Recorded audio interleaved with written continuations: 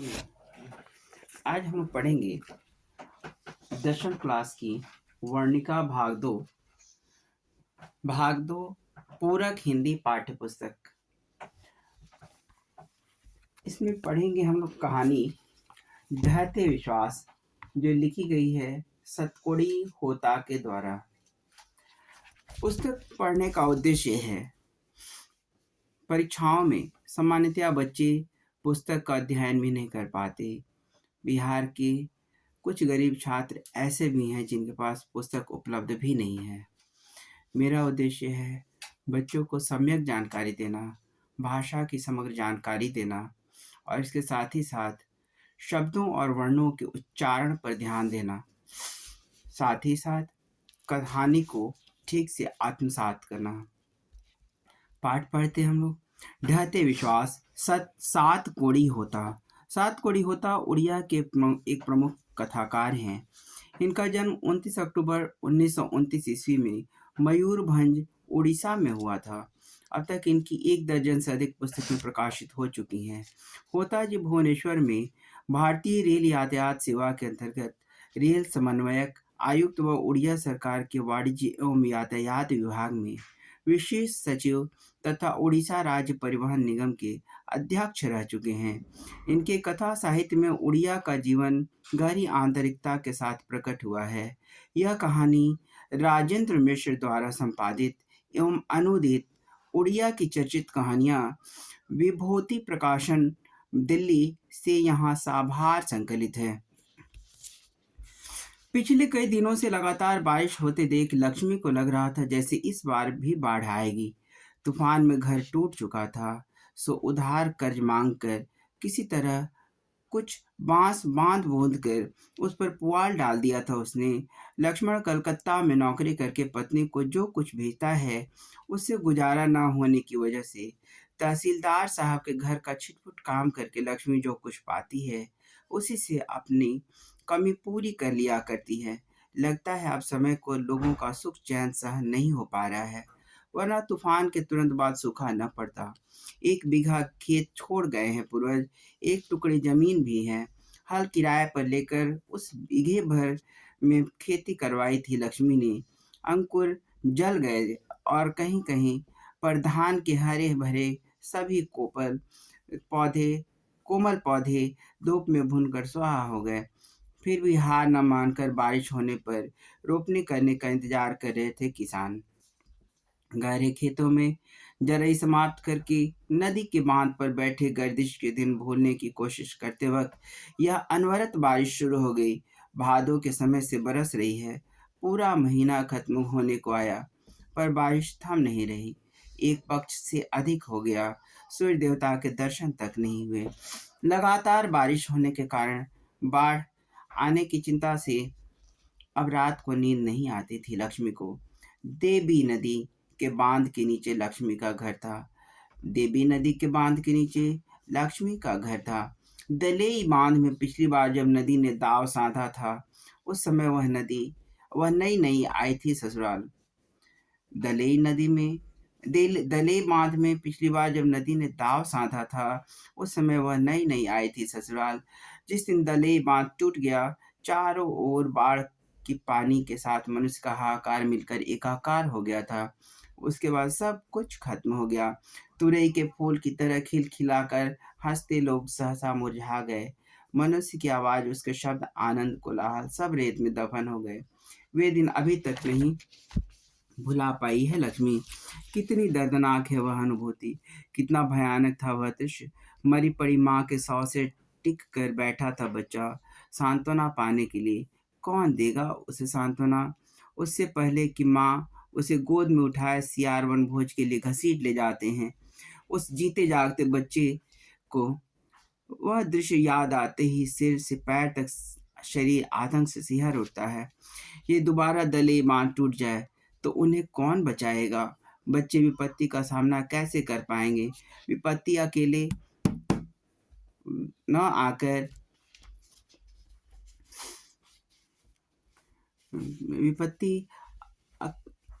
न आकर संगी साथियों के साथ आती है। यह बात सच साबित हुई। तूफान के बाद सूखा और उसके बाद बाढ़, तूफान और सूखा में जिनकी कमर टूट चुकी थी, बाढ़ की धारा के आगे सीना तानने की ताकत उन्हें भगवान भी नहीं दे सकता था।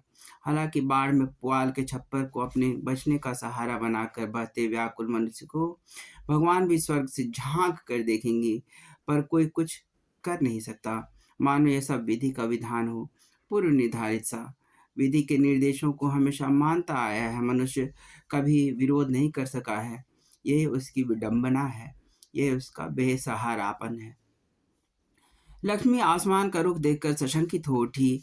इस बार भी इसी तरह भया इस बार भी इसी तरह भयावह था आसमान का रुख। पड़ोस का पढ़ाकू लड़का गुणनिधि अभी अभी कटक से लौटा है। उसने घर घर जाकर कह दिया है कि महानदी का ऊपरी और निचला छोर दोनों पानी में डूब चुके हैं। बारिश थमकर सांस ही नहीं लेती। नदी नालों का पानी बढ़ता ही जा रहा है। ना जाने किस पल बाढ़ आ जाए, कुछ कहा नहीं जा सकता। महानदी के ऊपरी छोर में संबलपुर का हीरा कुंड बंधे होने की बात लक्ष्मी ने सुन रखी है, किंतु क्या वह एक बांध पूरे राज्य के बाढ़ के पानी को रोक सकेगा? कटक शहर को बाढ़ की चपेट से बचाने के लिए महाराज ययाति केसरी ने पत्थर का बांध बंधवाया था। इस युग के पढ़े लिखे बुद्धिमान लोगों ने हीरा कुंड बांध बंधवाया बनाया। हालांकि यह सब देखा नहीं था है, लक्ष्मी ने सिर्फ सुना भर है। उसी हीराकुंड बांध में काम करते समय पत्थर की नीचे दबकर उसके ससुर शहीद हो गए थे, ऐसा लोगों का कहना है। ससुर के देहांत के बाद वह इस घर में बहू बनकर आई थी। इस 28 वर्षों में उसने कई बाढ़, सूखा और तूफान देखे हैं, किंतु इंसान इन बाधा विपत्तियों को मानकर हठीले जंगली भैंसे की तरह अपनी आशा और अपने अरमानों को पूरा करने के लिए निरंतर दौड़ रहा है। न जाने कितनी आशाएं, कितनी अभिलाषाएं उसने भी अपने दिल में संजो रखी हैं। लक्ष्मण के परदेशी होने की उसे बेहद दुख है, फिर भी वह बगैर टूटे अच्छे दिनों की प्रतीक्षा की जा रही है। शायद वह डरावना दिन आते आते रास्ते में कहीं ठहर गया है, जैसे जोब्रा अनिकट आनिकट में महानदी का पानी ठहर जाता है। पर मन हार नहीं मानता, नसीब के साथ तर्क वितर्क करने निकल पड़ता है कूच करने को। लक्ष्मी दली बांध पर खड़ी होकर महानदी के दोनों किनारों को डूबते हुए देखकर मन ही मन कहती है, किनारा लांघे बगैर चली जा, हमारी हंसी खुशी की दुनिया को और रेतीला मत बना। गांव के लड़कों को इकट्ठा करके गुण निधि ने स्वेच्छा सेवक दल का गठन किया है। लड़कों का साथ देने के लिए बूढ़े भी कमर कसकर निकल पड़े हैं। यह तो किसी एक का काम नहीं है, पूरे गांव में फैल गई है यह बात, बाढ़ आ रही है। हीराकुंड से पानी छोड़ दिया गया है। बांध टूटने की आशंका से लोगों की सहन शक्ति एवं मन के दम को परखने के लिए नदी के वक्ष को व्यापक करते हुए बारिश का पानी बढ़ता ही जा रहा है। बारी बारी से गांव के लड़के दली बांध की निगरानी कर रहे हैं, बूढ़े उपदेश दे रहे हैं। कमजोर स्थानों पर मिट्टी डाली जा रही है, पत्थर ढोए जा रहे हैं। बांध को और भी मजबूत करने के लिए रेत की बोरियां इकट्ठी की जा रही हैं, काम में लाने के लिए। बांध की निगरानी के लिए लक्ष्मी ने अपने बड़े लड़के को भेज दिया है। अपने साथियों के साथ वह रात भर बांध की निगरानी करेगा, कमजोर स्थानों पर रेत की बोरियां डालेगा, पत्थर ढोएगा। लड़का बाप की तरह कर्मठ है, कटा हुआ शरीर काम पड़ने पर झपट पड़ता है शेर की तरह। घर पर 2 लड़कियों और साल भर के लड़के को लेकर अकेली है लक्ष्मी, उसे नींद नहीं आती।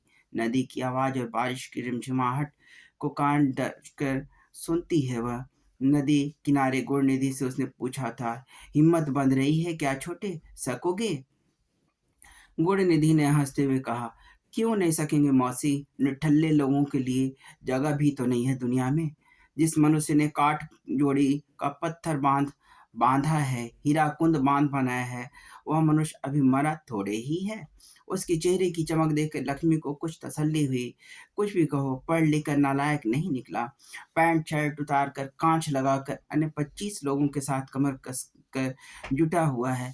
बड़ा लड़का अच्युत भी पल भर को नहीं बैठता। रेत की एक बोरी डालने के बाद दूसरी बोरी लाने दौड़ जाता है। खतरे से जूझने के लिए सभी लोग इकट्ठे हुए हैं। सरपंच ने गुड़निधि से कहा, घर घर खबर पहुंचवा दो, सबों को सतर्क कर दो, बाढ़ का पानी बढ़ता ही जा रहा है, कल शाम तक यहाँ पहुंच जाएगा। दूसरे दिन सुबह एरसमा बालिक कूदा। एक मुंह से दूसरे मुंह को होती हुई यह बात हवा की तरह चारों ओर फैल गई। किसी को प्रचार नहीं करना पड़ा, बुलावा नहीं देना पड़ा। गांव के युवक बाढ़ के पानी का मुकाबला करने के लिए निकल पड़े। आशंका से सिहर उठे वृद्ध, महिला और अक्षम तथा कमजोर लोग। बाढ़ पहली बार नहीं आ रही है, पहले भी कई बार आई है, आगे भी आएगी, लेकिन एक एक बार जमाने जमाने तक याद है लोगों की कमर तोड़ डालने की वजह से। यह बाढ़ सन 55 में दली बांध तोड़ने वाली बाढ़ से बड़ी होगी या छोटी, कोई नहीं कह सकता। नदी के बांध से उतरते वक्त लक्ष्मी ने कहा, जुटे रहो बच्चों, पानी में रहकर मगरमच्छ से पैर रखना मुश्किल तो है, तुम रखना तो मुश्किल है। बाढ़ अपने रास्ते आए, तुम अपने रास्ते काम में जुटे रहो। लक्ष्मण का मिट्टी की दीवार और पुआल के छप्पर से बना घर दली बांध से कुछ ही दूरी पर है। घर के चबूतरे पर बैठने से बांध दिखता है, छप्पर पर बैठने से नदी का पानी दिखता है। इस गांव के इतिहास के साथ नदी का इतिहास लिखा है। दलेई बांध को मिट्टी में कई लोगों ने परिश्रम, पसीना और खून मिला है। लोगों का दलेई बांध की मिट्टी में कई लोगों का परिश्रम, पसीना और खून मिला है। नदी की बाढ़ का विकराल रूप देखने के बावजूद मनुष्य वहां से खिसका नहीं है। नदी के किनारे ही घर बनाया है उसने। इस तरह नगर और जनपद बनते गए और सभ्यता का विकास होता गया। नदी के किनारे मनुष्य के सुख दुख का गीत गाती हुई नदी बह रही है। उसका पानी पीकर, उसी पानी से खेत सींच अनाज उत्पन्न करके वह जी रहा है। नदी की उपजाऊ मिट्टी ने जमीन को उर्वर बनाया है। जाल डालकर थोड़ी बहुत मछली पकड़कर सुख चैन से खाना खाते हैं लोग। बाढ़ आई है, बांध के घेरे को तहस नहस किया है, पर नदी ने को किसी ने शत्रु नहीं कहा, न ही कोई उसका किनारा छोड़कर भागा है, बल्कि उसी की ओर देखकर मन ही मन कहा है, शायद ये नटखट बच्चे की तरह लोगों को परेशान कर रही है, खुद ब खुद मान जाएगी और अपने रास्ते चली जाएगी। हमारी नदी हमारे ही गीत गाती हुई मुहाने की ओर बह जाएगी। नाव को पतवार से खेते हुए माझी भंजगर संगीत गाएगा। लक्ष्मी के दिल में बेशुमार आशंकाएं उठती हैं। बीच बीच में उसका सीना तड़क उठता है। मन में अच्छे बुरे ख्याल आते हैं, कहीं विपत्ति वाकई ना आ जाए। ऐसा सोचकर सतर्क होते हुए उसने एक बार एक बोरे में थोड़ा सा चिवड़ा, दो कांसे के बर्तन अंगूछा भर कर रख लिया। सन 55 वाली घटना उसे आज तक याद है। सब उस समय सास ससुर और पति के साथ ऊंचे स्थान पर चढ़ गई थी वह। तभी एक बोरे में थोड़ा सा चिवड़ा, कुछ कपड़े और दो चार बर्तन रख लिए थे उन्होंने। मन रह रहकर चौंक उठता था। लक्ष्मण होता तो कुछ सहारा होता, साहस बनता। क्यों बच्चों को लेकर क्या बच्चों को लेकर वह इतने संकट का मुकाबला कर सकेगी?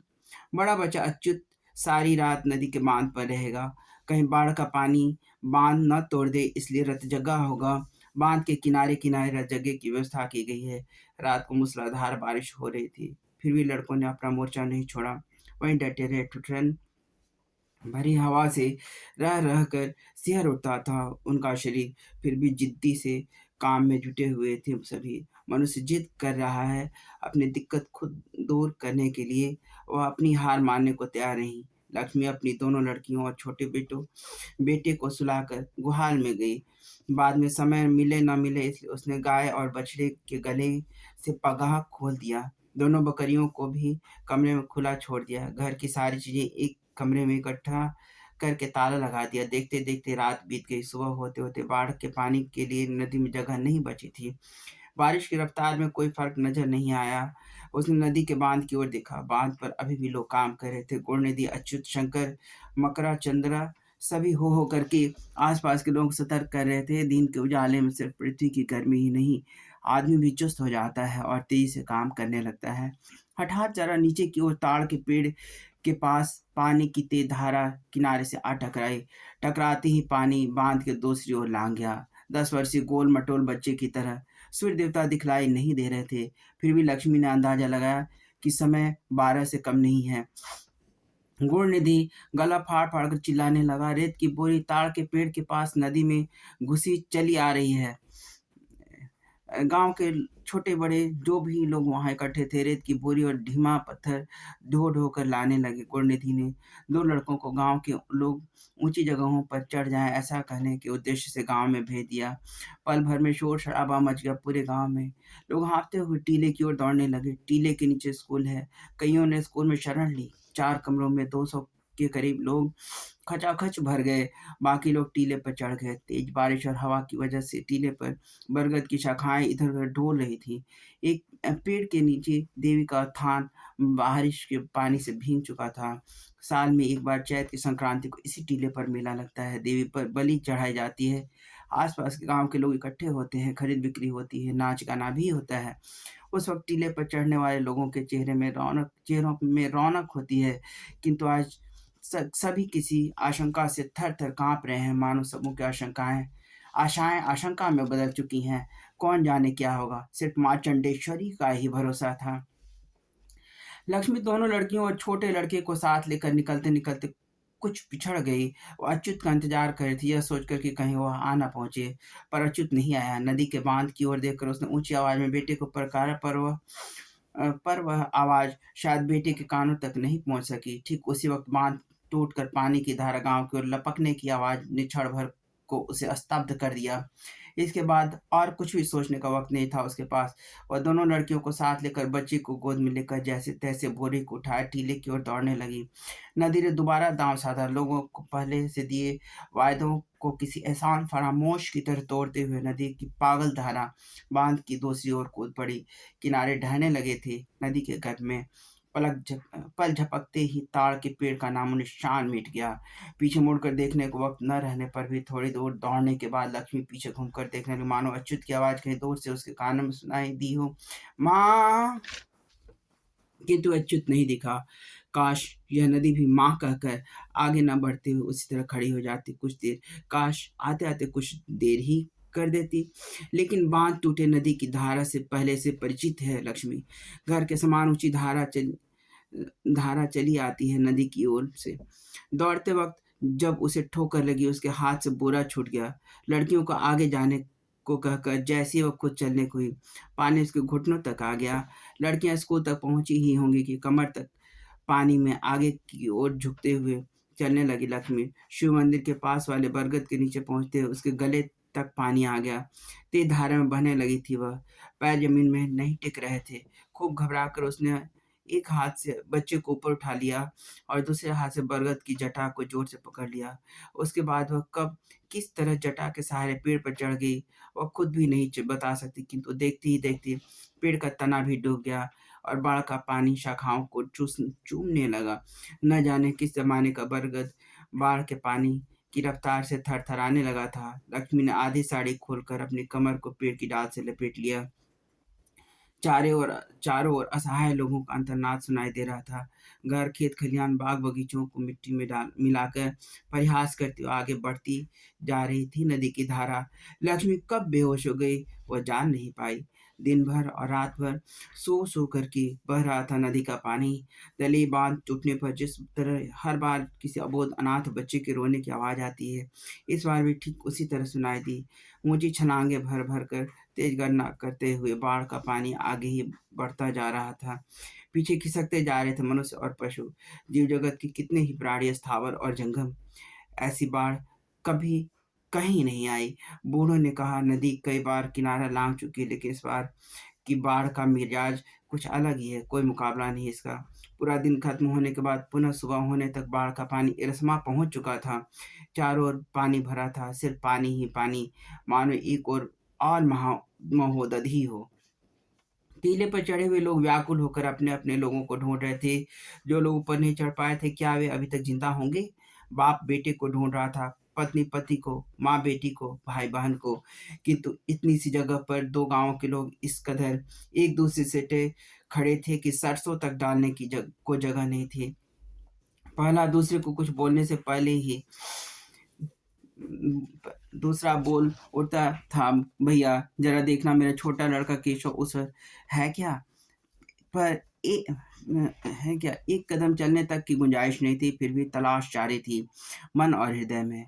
टीले के नीचे स्थित स्कूल पानी में डूब चुका था। स्कूल की छत पर जिन्होंने आश्रय लिया था, उनके घुटनों तक पानी था। सौभाग्य से उस जगह बहाव तेज नहीं था, वरना सब के सब तिनकों की तरह बह जाते नदी की धारा में।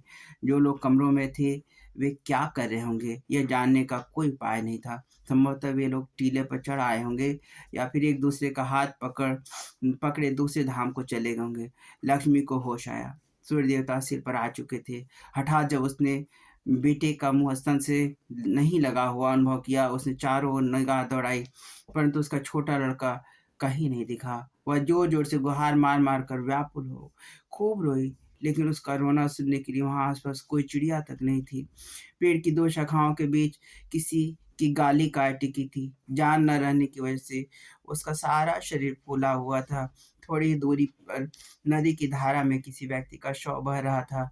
उसी के ठीक आस-पास एक दूसरे व्यक्ति का, मानो आगे-पीछे होकर वे लोग जा रहे हों। लक्ष्मी का सारा शरीर जकड़ चुका था, मन भी शून्य था। वह न कुछ कहना चाहती थी, न देखना और न ही सुनना। गले बाँध उसकी नज़रों से ओझल हो रहा था। सिर्फ़ बाढ़ के पानी की धारा आगे की ओर बढ़ती चली जा रही थी। उसी धारा की आवाज़ के साथ-साथ लोगों के रोने की आवाज़ भी बह रही थी। अब लोगों को किसी पर भरोसा नहीं रह गया है। देवी-देवताओं पर से विश्वास उठने लगा है। मानव सृष्टि की शुरुआत में लोगों को दिए हुए सारे वायदे खोखली आवाज़ों में तब्दील हो गए हों। बार-बार किसी पर विश्वास करके इंसान ठगा जा चुका है। उसके साथ विश्वासघात हुआ है। लक्ष्मी के पीछे वाली शाखाओं के जोड़ पर न जाने क्या आकर फँस गया है। शरीर में थोड़ी भी ताकत नहीं बची है, मन में शक्ति नहीं है, लाश की तरह एक जगह टिकी हुई है लक्ष्मी। अब सूरज दिखलाई नहीं देता, बादल काले-काले होकर फिर घिर आए। लक्ष्मी की याददाश्त को कुछ ऊर्जा मिली। उसने अपने पीछे वाली शाखाओं की जोड़ में फँसी चीज़ को देखने के लिए पीछे की ओर देखा। उसके हाथों में ताकत नहीं रह गई थी। पानी की धारा में न बहकर पेड़ की शाखा-प्रशाखाओं की जोड़ में हैरत-अंगेज रूप से फँसे बच्चे को लक्ष्मी उठा लाई। बच्चे की दोनों आँखें मुदी थीं, सारा शरीर फूल गया था, सीने में धड़कन नहीं थी। वह उसका छोटा बेटा नहीं था, फिर भी उसने उसे अपने सीने से रख सटाकर अपना स्तन उसके मुँह के पास लगाकर ज़ोरों से अपने सीने में भींच लिया। बोध और अभ्यास के कुछ प्रश्न। लक्ष्मी कौन थी? उसकी पारिवारिक परिस्थिति का चित्र प्रस्तुत कीजिए। कहानी के आधार पर प्रमाणित करें कि उड़िया का जनजीवन बाढ़ और सूखा से काफ़ी प्रभावित रहा है। तीसरा प्रश्न, कहानी में आए बाढ़ के दृश्यों का चित्रण अपने शब्दों में प्रस्तुत करें। चौथा प्रश्न, कहानी के शीर्षक की सार्थकता पर विचार करें। पांचवा प्रश्न, लक्ष्मी के व्यक्तित्व पर विचार करें। छठा प्रश्न, बिहार का जनजीवन भी बाढ़ और सूखा से प्रभावित होता रहा है, इस संबंध में आप क्या सोचते हैं? लिखें। सातवां प्रश्न, कहानी का सारांश प्रस्तुत करें।